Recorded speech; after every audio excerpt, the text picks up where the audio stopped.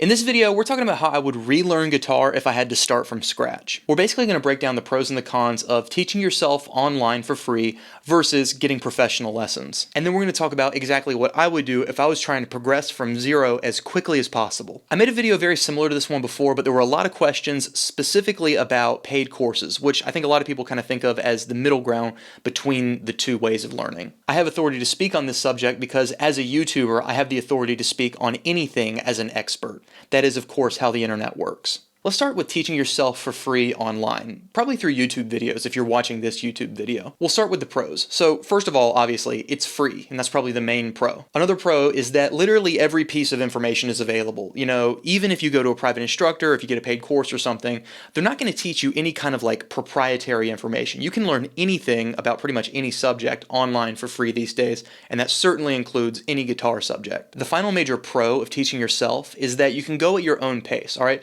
This has a couple of parallel cons that we'll get into later, but especially at the beginning when you're progressing very, very quickly, you can go pretty much as fast as you want. Now let's discuss the cons of teaching yourself. First of all, usually there's no direction. Like I said, you can learn anything, but learning the order in which to learn things is pretty much impossible. At least it feels that way. Now, if you're a subscriber to this channel, you've probably seen my guitar playing roadmap video where I lay out all the concepts you should learn in order, so that kind of solves this problem. Does this make me the Prometheus of guitar instruction? You know, I'm humble, so I wouldn't say that about myself. But if other people said it about me, you know. The second con to teaching yourself is that there's basically no accountability. If you had an instructor, then the instructor will probably hold you accountable for learning the stuff that you guys talked about last week, but when you're teaching yourself, it's hard to find that accountability.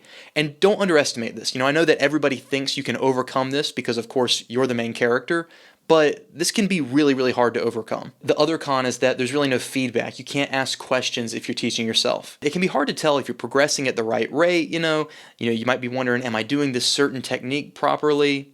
So there's really no way to get feedback if you're teaching yourself. I want to round out our discussion of being self-taught by talking about the final con. That is that you might develop improper technique. And I want to pay special attention to this con because it is both real and made up. Like I said, I've made a video about this topic before, but there were a lot of questions. I want to clarify my position on this. I said in the original video that it's basically impossible to develop improper technique because the prevailing opinion in the guitar community is that if you can effectively make music, then you're not playing with bad technique. When I published that video, this turned out to be one of the most controversial statements in America at the time. So let's talk about it. I stand by the statement that if you're effectively making music, you do not have bad technique. Now, if you're doing something improperly, and it's stopping you from playing what you want to play, then okay, you have bad technique. What I mean to convey here is that what's definitely not going to happen is that you're going to wake up one day after having progressed a lot, you can play a lot of different songs, a lot of different techniques, and then you realize that you like secretly suck at guitar or something because some instructor came along and said that you're not playing something in the properly enumerated way. If an instructor says that to you, they're just wrong. I mean, if you can play guitar, you can play guitar. I don't care if you're doing it with your feet. All this is to say that developing bad technique isn't like a secret boogeyman that you got to be scared of. You'll know if you're playing something improperly because you just won't be able to play what you want to play. With all that said, let's talk about getting lessons. And I want to first recognize a little bias here. I'm going to try to be as objective as I can, but it is worth mentioning that I made a lot of progress when I took private lessons, and now I teach a handful of students. So I just want to say all that before we get into this. The first and probably main pro of taking private lessons is accountability. An instructor should hold you accountable for learning the stuff that you guys talked about last week. The second pro is that instructions necessarily involve direction. So an instructor will teach you stuff in an order that makes sense. They will have to teach you like a basic chord and then a more advanced chord, and then, you know, there's going to be an order of progression that an instructor is necessarily going to provide to you. The third pro is feedback. An instructor will be able to answer your questions, and they will be able to kind of give you some assurance if you're progressing at a decent rate. A lot of people wonder about that, and an instructor can solve that problem for you. On to the cons of getting private lessons. First of all, they're expensive. That's kind of the main con. The second con is that if you have to travel to your lessons, that can end up being a pretty big time sink.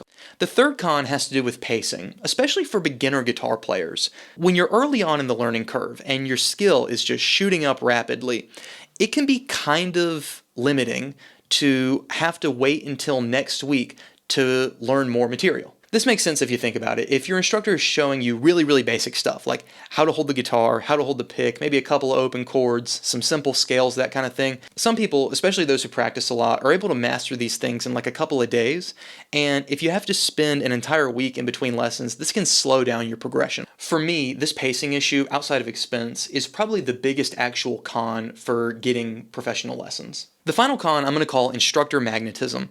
This is when an instructor plays in a certain style and they're not meaning to do this usually, but they kind of push all their students toward that certain style.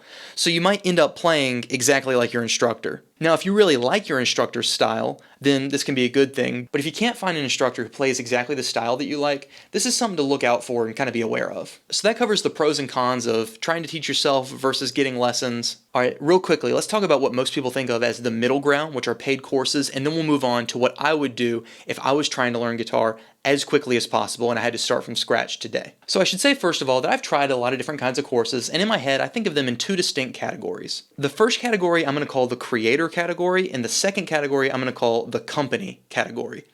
Let me explain. The first category usually looks like this. Let's say a YouTuber or a creator that you like puts out a certain amount of lesson videos, and you can pay some money, you'll get access to the videos, and they all usually surround one topic. Usually, these are really good lesson videos.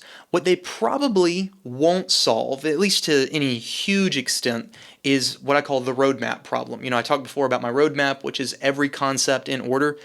These are usually really good courses, but they rarely kind of give you a general outline for what to learn on guitar in its entirety. And that's usually what people are looking for when you buy a paid course. But like I said, these are normally really, really good lesson videos, and they're a great way to support creators that you like. The other category of paid course, what I'm calling the company category, usually looks something like this. You pay a monthly or yearly membership fee to have access to an entire learning platform. I'm thinking specifically here, and I'll just tell you, I'm not sponsored by anybody, but I've tried Guitar Tricks, TrueFire, and maybe Guitar Jams. In each of those cases, I paid a monthly membership fee, and I had access to a bunch of lesson videos that were very, very professionally made. The thing that I ran into with these platforms was kind of the same problem that I've run into trying to learn guitar on YouTube before, and that is that they'll give you good instruction, but there's rarely much structure to it. Now, full disclosure, like I said, I've personally tried these, and when I was a very, very beginner, I used Guitar Tricks.